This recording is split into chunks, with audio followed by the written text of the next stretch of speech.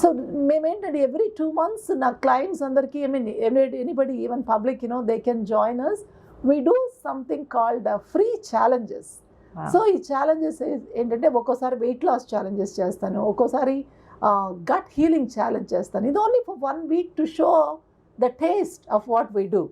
And then last month ఒకసారి fermentation challenge అని చేసామన్నమాట. People who join my challenge, they loved it actually. Wow. After the challenge, everybody asked, because it was all a Zoom call, so local people came to me and they asked, why can't we just have a potluck? Whatever we taught us, let's eat together. I thought that was a good thing. Idea. Then I gave these recipes to each and every person. So they made it. If you want, I can share a bits of that video. Even I enjoyed it, because if I cook alone, there is only so much I can do, because I can't eat everything, right? So there are like 30 different people came. Each person came a new day, brought a new dish. So we all tasted how this probiotic food should look like. So this is only a part of what we eat. Before that probiotic food, some of my clients here, they don't know what is sprouting. Sprouting ante మొలకలు ఎత్తడం తెలుసు కదా. So అదేంటది, ఏం చేస్తారు, మొలకలు ఎట్లా ఎత్తుతారు, దానివల్ల యూజ్ ఏంటి అని అడుగుతారు. సో మొలకలెత్తే ఛాలెంజ్ అని ఒకటి పెట్టానమాట 1 week.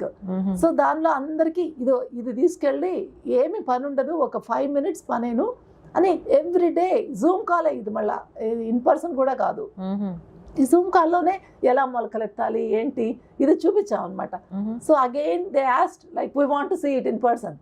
సో అందరికీ ఒక పాట్లకు పెట్టుకొని ఇలా మొలకలెత్తినప్పుడు ఏమవుతుందంటే, mother nature things that food is ready for to become a seedling, right? So దానిలో ఉన్న బ్యాడ్ అంటే ఇన్హిబిటర్స్ అని కొన్ని ఉంటాయన్నమాట ఈ గ్రెయిన్స్లో అన్నిట్లో. సో మనం మొలకెత్తినప్పుడు అవన్నీ ఇన్హిబిటర్స్ పోతాయి, పోయి న్యూట్రియంట్స్ ఆల్మోస్ట్ లైక్ డబుల్ అవడం, ట్రిపుల్ అవడం అట్లా అవుతుంది. కొన్ని లేని న్యూట్రియంట్స్ కూడా దానిలోకి వచ్చేస్తాయి. సో మనం నిజంగా దాన్ని చెట్టు వేయడం లేదు, కానీ దాని న్యూట్రియంట్స్ అంతా బాగా వచ్చినాక మనం కడుపులోకి తీసుకుంటున్నాం. That's what we are doing. అందుకని స్ప్రౌటింగ్ ఇవన్నీ చాలా ఇంపార్టెంట్ అనమాట హీలింగ్కి. ఒక టైంలో నాకు కూడా తెలియదు ఇవన్నీ నేను ఎన్నో బుక్స్ చదివి నేర్చుకున్నాను.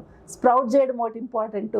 మనము ఫర్మెంటెడ్ ఫుడ్స్ అంటే గుడ్ బ్యాక్టీరియా, పాత రోజుల్లో మన గ్రాండ్ పేరెంట్స్ చేశారు ఇవన్నీ అప్పట్లో, కానీ మెడికలీ ఎక్స్ప్లెయిన్ చేయలేదేమో వాళ్ళు. మన పచ్చళ్ళ దగ్గర నుంచి, పెరుగు దగ్గర నుంచి, మజ్జిగ, ఇవన్నీ ఫర్మెంటెడ్ ఫుడ్సే కదా.